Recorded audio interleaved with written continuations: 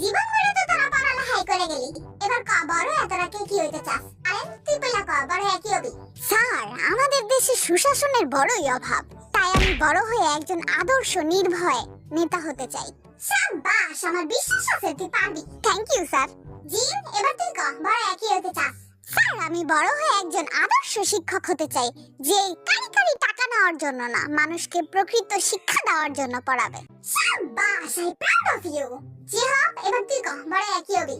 Sir, আমি বড় হয়ে একজন আদর্শ সৎ ডাক্তার হতে চাই, যে অসুস্থ রোগী থেকে কষায়ের মতো গলা কেটে কারি কারি টাকা নিয়ে নয়, বরং ভালোবেসে তাকে সুস্থ করার জন্য চিকিৎসা করবে।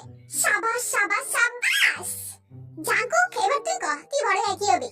স্যার, আমি বড় হয়ে একজন আদর্শ সৎ পুলিশম্যান হতে চাই, যে কিনা ঘুষের বিনিময়ে না, মানুষের ন্যায্য প্রাপ্য বিচারটুকু বুঝিয়ে দেওয়ার জন্য কাজ করবে। তোর আজকে এমন ভালো হইলি কেমনে?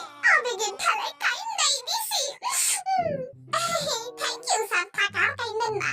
আইসা আই জিমে এবার তুই ক তুই বড় কি হইতে চাস?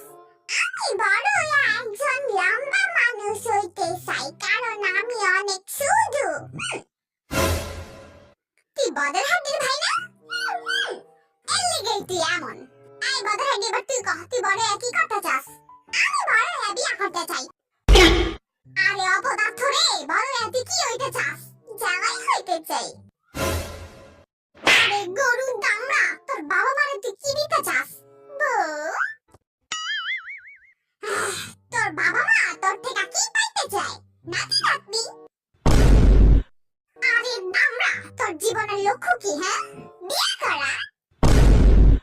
তুই কি জীবনেও শুধরা থা?